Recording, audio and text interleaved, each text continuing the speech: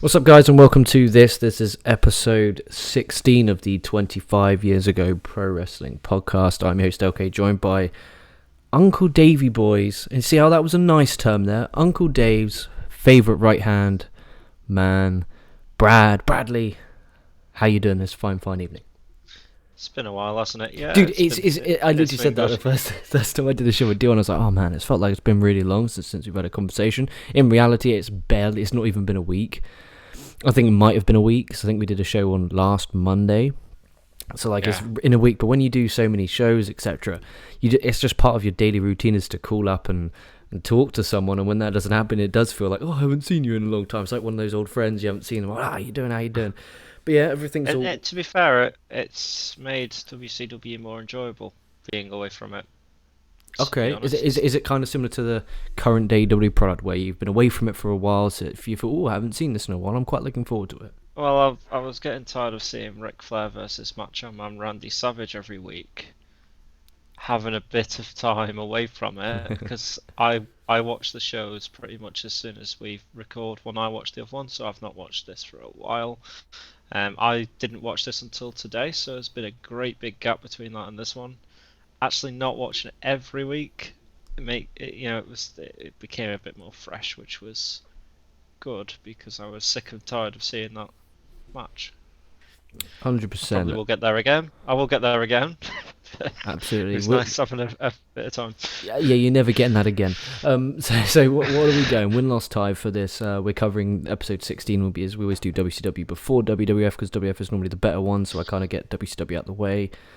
Mm-hmm. I kind of think we should perhaps think about that, though, because they're fucking dicks and give away the blimmin' results. Yeah, Bischoff did that, didn't he? He did that at the top, top of the show. He was over on the World Wrestling Federation. And he gave the spoilers. Like when he said it, luckily I watched that, we need to have a think whether or not we should recommend people to watch WCW before WWF, because that's not going to be great, is it? Yeah, I think we're going forward after this, because there's obviously a week break from Nitro, where Nitro don't have a show next week. I think it really would be quite, smart if we do the whole Raw first and Nitro after, because they do give away the results when it's not live, which is fucking bullshit. But then, that being said, I don't watch the $1 billion TED segments that WWF do, because I find them fucking outrageous. But I have, so we can talk about it, but we'll glimpse over it. Yeah, so I would give it a weak win. So the matches were good, but nothing was exceptional. This being WCW, yeah. Oh, it's what we're talking about today. Yep, wicked. Yeah. So it was weak win. Wasn't a strong win, because being a strong win, it needs to be a above 8 out of 10 show. I don't think this was there, but still good. Yeah, I think a solid. There was some good shit on this show, but there's also some bad shit. I'm gonna go with a weak win. I remember, I think we were episode 3 or 4 at the time, and I was like, okay, right, I'm gonna put my WCW shirt on, and I was like, hey, I'm a WCW guy. Now 16 episode deep, and we're over a month and a half of watching everything. Man, I'm team WWF. I'm gonna be honest. Yeah, they're a bit bitchy. You're an ECW boy now. For me, I can't take some of the bullshit, as in the booking is just kind of all over the gaff and it's hard to follow. I mean, not as hard to follow as Eric Bischoff's "fuck me" commentary. He can go fuck himself with this commentary, man. Honestly, he actually kind of clears up when uncensored is. I want to give a major shout out, Eric Bischoff. Shout out! You actually fucking did your job and promoted the pay-per-view at the right date. Imagine doing that now. Imagine them doing that now. AEW, WWE, New Japan, whatever promotion you want to talk about. Imagine them going out there and not knowing the date of their next pay-per-view. Yeah, exactly. It's not brilliant, is it? We're gonna do, before we go into this, by the way, I might run through the shows leading up to this from last episode to this one. I've got them in front of me anyway, if you want to sort of do that. Yeah, go for it. Okay, so Prime Wrestling, Sting defeated Sergeant Craig Pittman. Now, there's only one match, because this is like their version of main event, how that is now, so there's not that much to talk about. Saturday night from the 24th, recorded on the 14th of February. So they're the ones kicking off at WWF about doing pre-recording. They're also doing pre-recording, but just not for Nitro. Sneaky. So Johnny B. Bad defeated Chris Benoit, retaining the World Television Championship. The one-man gang defeated Pez Whatley. Conan defeated Scott Armstrong for the United States Heavyweight Championship. DDP versus Sergeant Craig Pittman. double countout. Lex Luger and Sting defeated the Public Enemy. The World Warriors defeated Butch Long and the Gambler. Ice Train vs Scott Norton was a draw. Loch Ness with Jimmy Hart defeated Marcus Alexander Bagwell. Main event, which was on the same night as this, the Nasty Boys defeated Public Enemy. And then the pre-show, the dark matches for this, the Blue Bloods defeated Dick Slater, handicap match. Brad Armstrong defeated Disco Inferno. And Johnny B. Bad defeated DDP for the World Television Championship. Who beat Nothing DDP too for the World major. TV title? You said sorry on the pre-show. Johnny B. Bad. Johnny Oh, so B. Bad, he's just got retained the it. strap back then. No. He's No, lost yeah, it. he was TV champ. Yeah, he was TV champ heading in. He's always been TV champion. Yeah, no, it's just dark matches. So this is what you would have seen in the arena before the show started. Yeah. So 'Cause obviously nothing major. Yeah, but it would have been nice to see, because if I remember, I can't remember. We've done so many of these fucking retro shows now. If it was Super Bowl 2 weeks ago, if it was Super Bowl 6 or Super Bowl 4, I forgot which one it was. The DDP and Johnny B. Bad had a banger, if I'm right. They did. Okay. And yeah, I mean it's not great just to be on a house show, but maybe they don't want to have that as direction to go in, and maybe if they focus on that too much, then people will mention that's going to be the storyline going forwards when it isn't. Yeah. Which is yeah, they just want to do it as a good match. The focus, by the way, I like that the focus is not as much with Hulk Hogan now. This was more geared towards the tag team division. This has been the first real episode where the tag team division has been highlighted, I think. So it's good to see a change in focus throughout the majority of the show. I don't know if you would agree with that. Or... Yeah, and they did a lot of, to build the Luger and Sting and LOD feud, so I thought that was the main portion of the show, which I did enjoy, which is why I'm giving a weak win. And yeah, the main event was pretty damn fun. Lots of different guys in there rather than just seeing Flair and Savage or Hogan and fucking Anderson again. So it's nice, a little bit changed. So we're Nitro, February 26th, 1996, from Knoxville, Tennessee. In an ironic irony, WCW from February the 26th, 1996 took place in Knoxville, Tennessee. And on the Raw that took place on February the 26th, 1996, the mayor of Knoxville was wrestling on the show. Bit of irony. Oh, yeah. Bit of irony. But that wasn't February 26th. That was February 19th. No, I swear, Yankum, Isaac Yankum was on the. No, he did. Show. On the 26th. But it was recorded on the 19th. Tomatoes. So opening match of the show, we had Big Bubba Rogers against Sting. Obviously, before that, Bischoff was just like, over on the World Wrestling Federation, which is some fucking bullshit. Which is why I agree with you. Starting from now, we will do WWF first, just because it's not really fair on people who don't want to know spoilers. So Bubba is Big Boss Man / Ray Taylor. This guy is fucking awesome. I want to put it out there now. I think he's absolutely brilliant. I really, really enjoyed this match. I was confused why Sting didn't come out with a tag belt. I was like, okay, has Sting lost the belt here? Like, what the fuck's going on? But yeah, this was some really, really good stuff. I enjoyed it. I think that's not really the booking's fault. I think that's because we don't watch Saturday night. I think they did it. They have explained that on Saturday night between the friction of Luger and Sting. So I'm not going to blame WCW too much on that. I think that's because we don't have the footage to watch now. Yeah, that's fair enough. And if Saturday night did get uploaded, I still wouldn't watch it because that's too much. No way. It's going to be interesting when Thunder and fucking SmackDown come into it. It's going to be a fucking ball ache. But that's 3 years time. We're all good. I'll watch them, but I won't review them. If I will watch them for context if they are on the network, so I will refer to them. But I'm not going to do a review show. Just this is to the YouTube audience here. Yeah, I agree. Roger that. So there was one spot in this match I really enjoyed. So Big Bubba Rogers winds up this granny front row so much to the point this granny literally tries jumping around, thumping him. And the security, I hope they didn't kick her out. I hope they just moved her. Big police guy. Did you see Bart Simpson in the crowd as well? No, I didn't catch that. There was a blimmin' rewind. If you're going to do anything tonight, just watch like 3 minutes of this show at the beginning. Blimmin', there was a guy in a great big Bart Simpson helmet throughout the entirety of the show, and I couldn't focus on this match because I was just staring at his blimmin' massive Bart Simpson head. I was like, is this a a thing that goes on or stuff like that. I didn't quite understand. I mean, I'll have a look on Google as you're talking. I'll try and show you a picture. But yeah, it's not brilliant. Anyway, if you want to continue. Yeah, so he wound this woman up to the point, like I said, she got pretty fucked up. Well, not pretty fucked up. She tried to fuck him up. And then Sting with a savage pile driver and then a crossbody off the top got the win. Bischoff in this match also announced that the uncensored pay-per-view will be taking place March 24th, which should be a fun one. I'm actually quite looking forward to that. He was building it up as in quite a big show, but I don't know any matches for it yet. No, but I don't think that's necessarily a bad thing, to be honest. I don't know. I mean, it's fine for what it is, but I think some of the matches on it are stuff that they'll get onto in other shows. Looking at the card, I'm not going to read it obviously, but looking at the card, I think they are going to build up to some of them. Yeah, because the street fight that they were talking about, which we'll get to in a minute, I'm presuming is going to be there. So that leads us to the next segment. So the Road Warriors come down to the ramp with Mean Gene. Warriors ask, because basically Sting's walking to the back, Luger's coming out, and they just kind of cross paths.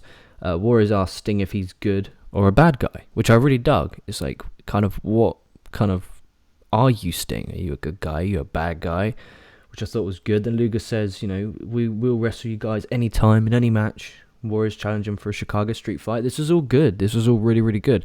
I don't like the fact they didn't specifically say a date. That wound me up a bit, but I think that's just because that's who I am as a person. I like things set in stone and scheduled, so that kind of wound me up a little bit. Like, how am I meant to get excited for something when I don't know when it's taking place? But yeah, it was solid. I enjoyed Luger coming out and acting all like a baby face. I did enjoy that. Luger's acting all baby, which led to him versus the Renegade. Oh man, what did you think? I told you, didn't I? Fake Ultimate Warrior. Yeah, this was something else. Did you see him when he forgot to put on his music as well? Yeah, why did it take him so long for the music to hit? I have no idea. I thought because he used to have a theme that was like a rip-off of Ultimate Warrior's theme. Have a listen to it when you get a chance if you haven't heard it. But it's basically like he came in as the Renegade Warrior originally in like 1994 or 3. And he's just hung around like a bad smell since, really. I mean, it did lead to some quite bad mental health problems for him, so I'm not going to label it too much, but it is the booking's fault why it was so bad. The guy could be talented as fuck. The guy really could be really talented. Yeah, it was a former male stripper that they found and basically trained in the power plant to be a wrestler. He then came in as a fake Ultimate Warrior, which is just ridiculous, but that's really his story.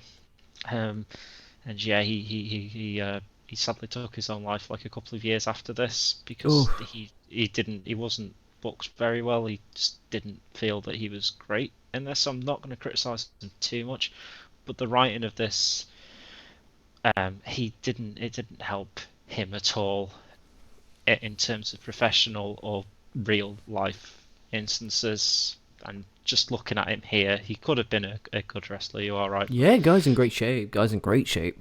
Yeah, they just wanted to just cash in on the Ultimate Warrior at the time. So, I mean, if they did that in 1990, I'd understand. Because obviously at that time he's just pinned Hulk Hogan in the Sky Dome at WrestleMania 6. He's just become double IC and world champion and he's top of the world. So in 94, I think he just left WWE at that point, so they were teasing that he was going to go over to WCW. Okay, and it makes sense they do this. They swerved him. They swerved the audience and they brought out the Renegade Warrior. That's pretty funny. But it's also quite shit that they did this when WWF are promoting their return of the Ultimate Warrior. I think that's a pretty salty move. But and during this match, Bischoff goes, it's the only live wrestling on Monday night. It's like, man, chill out, boys. Like, this back and forth bickering. Like, if AEW and WWE ever start doing this, fuck them. Like, they do. But it's like they don't give out results or bash WWE as much. No, it's a lot more subtle as well. It's not like a straight attack. 100%. It's not like here. It's like just it feels vicious and quite savage, like an actual hatred feud going on between two promotions, which makes you feel uncomfortable. That's because there was. Yeah, no, it was, but they done it in a way where you kind of feel like, oh shit, I feel quite uncomfortable. I want to pick one.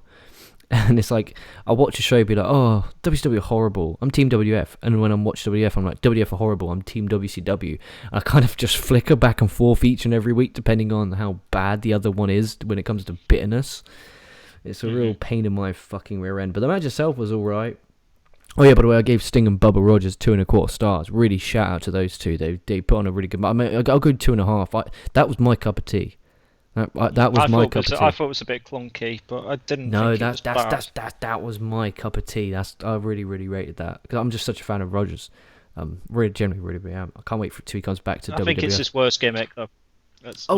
Terrible gimmick. But man, his work is severely underrated. Like I could watch Big Boss Man go on a 24/7 live stream in the background. It was fucking great. His stuff in Japan, his stuff in early WWF. I've not seen that, to be fair. I mean, was his stuff in Japan actually running connection to WCW? Because I know WCW and New Japan have a working or are about to have a working relationship. I'm pretty sure he was All Japan, so I doubt it. Oh right, fair enough. But he might have been. But yeah, this was an okay match. Back to Luger and Renegade. So Jimmy Hart wasn't ringside. So on my notes here, I have no Jimmy Hart. Do you know why Jimmy Hart ran out? Yeah, no. So basically, Jimmy Hart. So Renegade gets lots of offense in until Jimmy Hart comes. No. I mean, do you know Jimmy Hart's connections to the Renegade? No. He was the one that brought the Renegade in. Oh, so okay. They were going to try and do it with Hulk Hogan. They were going to do like the Mega Powers, which they have done here, but they were also going to include an Ultimate Warrior ripoff, which was that Renegade character. So this would have been 1994 or 5 actually. So when they brought in the Renegade, he was meant to play the Ultimate Warrior against Hulk Hogan, and Jimmy Hart was going to manage the Renegade Warrior, as he was called back then. He was shortened to Renegade. But yeah, that's why he connected to them. Basically, he turned on Renegade at the end of their feud. He poured water on his face and rubbed the R off, saying, "You will never be Hulk Hogan. You will never be Randy Savage. You are trash," sort of thing at him. Fuck. Jeez. Yeah.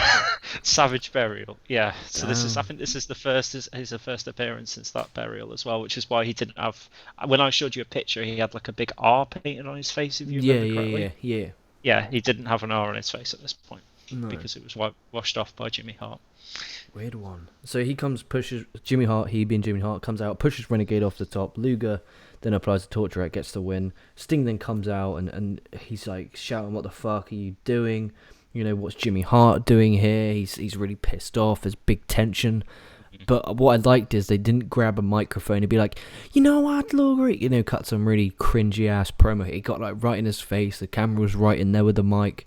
I thought it was a really, really good stuff. I really, really rated that quite a bit. And I'm actually really invested in the Sting, Luger, and Road Warriors stuff they got going on. I think it was some really good shit. Definitely. I think, Luger is going to end up turning on Sting, isn't he? And of course. Jimmy Hart's going to manage Luger, which will be, I think that's a good connection. Good manager and wrestler. Yeah, because I forget when 96, because Luger becomes a big babyface in 97, 98, so I wonder how long we got him as a heel. But then we go to Harlem Heat versus the Road Warriors. I did number one contendership match. You didn't realise was a number one contendership match. I saw on Cage. I saw on Cage match it was a number one contenders match, but just to be a dick, Eric Bischoff never stated, or Bobby Heenan. Did he state it? Did he state it? Yes, he did. He stated it about 5 minutes into the match. Okay, I've had word this is now a number one contenders match. He said. Okay, so. Yeah, fucking chaos, turmoil. I enjoyed the real big stare down at the start. Really enjoyed that. It was a traditional LOD match. Hawk with a hot tag. Crowd ridiculously loud for LOD. Booker T with the Harlem Hangover, but there was no referee, so Animal comes just a kick to the head, gets the win. Starting off. That was a bit of a push finish. No, it was a nice finish because a little tap. Because you could tell he didn't make contact though. I thought, yeah, but it's the execution of it wasn't superb, But the idea of, Booker T hitting his finish and going for a cover, then just getting kicked in the head to cost him the match with the refs not looking, that's pretty smart. Because considering how shit the finishes normally are here in WCW at this time period, I quite enjoyed it. I hope Harlem Heat do it a bit more, though, because I thought they were really good in this match. I don't just want them to be an afterthought. Booker T especially is a hell of a talent. I will say that. Yeah, agreed. Can't wait for a single run when he starts going after the TV title. That's going to be really fun as well. I gave 1.5 stars. Do you think that's fair? Yeah, I'd say 2, but yeah. I'd say it was fine for what it was. It was a match with 4 good talents in. So I think Stevie Ray's underrated as well, by the way. But yes, it was a good match. Oh yeah, 100%. A great team. No, everyone talks about Booker T and never talks about the team. No, Stevie Ray is the muscle of the team. Booker T's more the flash of the team, but you need a muscle. Roger that. And then we went main event. We had Ric Flair, Arn Anderson, and the Taskmaster, Kevin Sullivan, taking on Randy Savage, Hulk Hogan, and the BootyMan, aka Brutus the Barber Beefcake. The Booty Babe was there, wasn't she? Oh, who? Yeah, what, Kimberly? When she came out towards the end. But she becomes the Booty Babe, I think. Oh man, that sounds so cringe. That just sounds cringe saying it, let alone fucking watching it. Yeah, but she was aligned with what do you call it, Johnny B. Bad at this point, wasn't she? Yeah, she was, because she was with DDP, and then she jumped ship to Johnny B. Bad. Now she's jumping ship to fucking the BootyMan. Damn. The BootyMan. Fucking awful. So we had Liz and Woman with Flair. Flair is the WCW Heavyweight Champion at this point. And this is a country, I don't know if I said this last week, but I wrote it in my notes again this week, so I cannot remember for the life of me if I said it. But I prefer the American-made version of Hulk Hogan's song to the real American version. That is controversial. Is that controversial, man? Very. Real American. Right. How about this? Classic. So you're into kind of the fucking rah music as well. I'm very versed. I listen to anything. But there's a cover of Hulk Hogan's Real American by It Lives It Breathes, and I prefer I enjoy that more than the original. I like pretty much anything as well, to be fair. But yeah, no, I do get what you're saying. I like heavier stuff. The one you sent me gave me nightmares. Gojira. Yeah, that was like that was just. I have a limit. I have like a limit of like scream, and like that was like I said, it was just over the limit. It was like just a little bit over the limit. Just love the guitars in it. Yeah, the guitar in it did sound pretty decent, to be fair. But yeah, I'm sticking with my guns. I really enjoy the American made, and maybe it's because I've heard Real American so many times. But man, fucking. One thing I will say about this match in specific: are you glad we've had that break? Because you would have shit over this match if you went in with the mindset that you had the last time we recorded a Nitro, because you were absolutely sick of seeing these 6 people, and you said that quite vehemently. You were like, I am sick of seeing these people in matches against each other.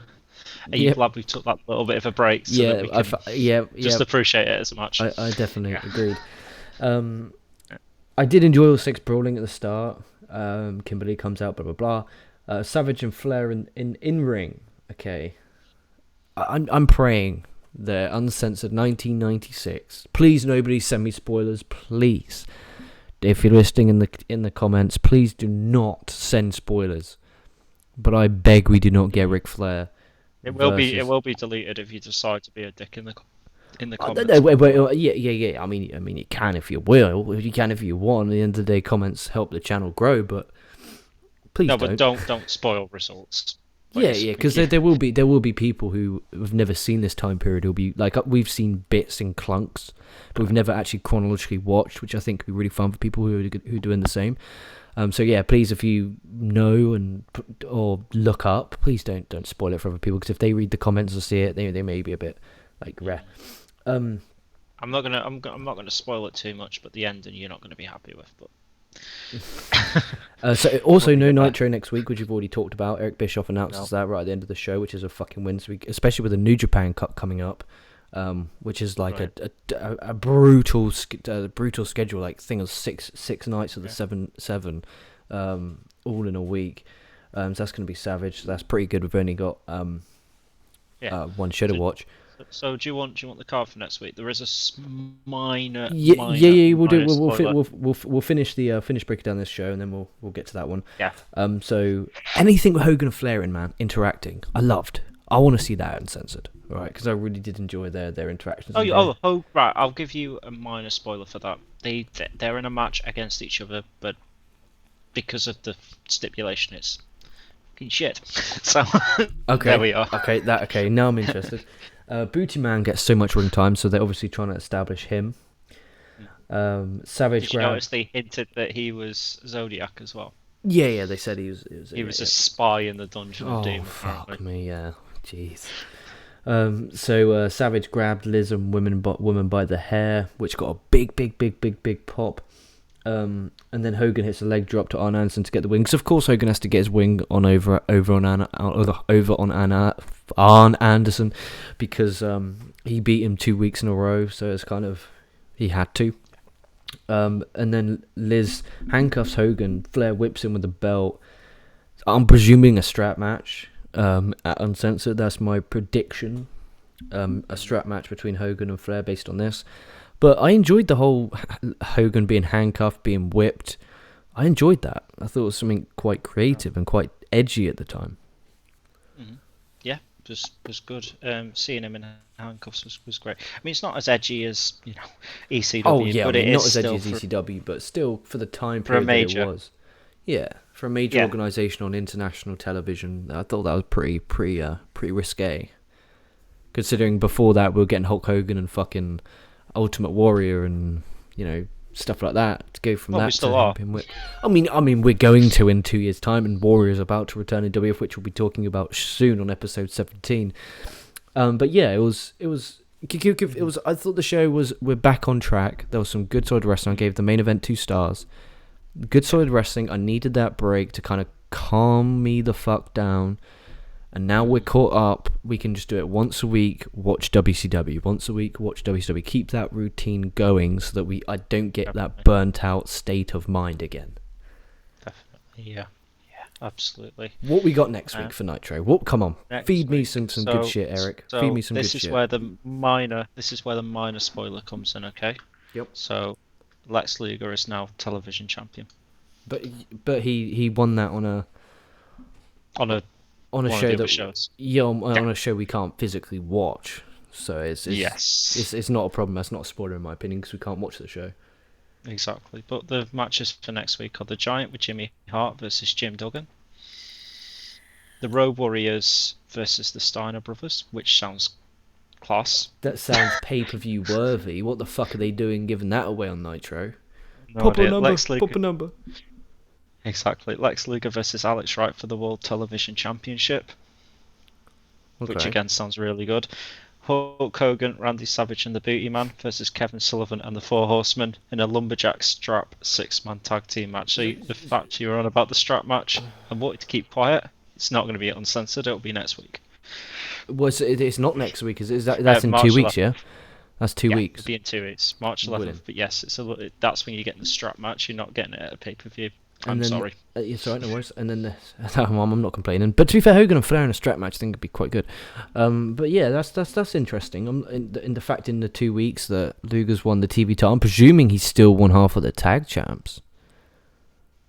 I don't know. We don't, because they could have done that Chicago street fight on Saturday night, or we might not be able to see it. Yeah, exactly. And we won't know because fucking they don't keep up to date with tell you what's going on. I'll be able to tell you what's going on by checking the TVs, which is what I'm doing here. But yeah, I just know for a fact that Lex Luger must have won the television championship at some point, because there's a television championship in 2 weeks and Johnny B. Bad's not in it. That's good. At least the TV title's back on track, and we're also closer to WCW becoming 2 hours, which I'm looking forward to. That's the last card. No, it's not, is it? There's one more. Yeah, one more. One more before Uncensored. Yeah. So we still got a bit of time. But yeah, with that in mind, I want to thank you for coming on. I want to thank everyone for watching the 16th edition of the 25 Years Ago Pro Wrestling Contest podcast. Make sure you like, comment, smash that subscribe button. We'll be back very shortly with 25 Years Ago edition number 17, covering Raw from the exact same date. So And thank to you. do a run card, if you want to listen to that Raw show, we've got Jake Roberts versus Isaac Yankem DDS, Bob Holly versus Diesel, Shinobi versus Ahmed Johnson, Owen Hart and the British Bulldog versus Yokozuna. That'll be our next show. You don't have to wait long because it's going to be straight away after you've listened to this. Yeah, literally, chances are I'll upload them both at the same time, and you can watch them at your free will. So thank you for watching, guys. Stay safe, stay well. Like, comment, subscribe, and we'll be catching your answers down the line.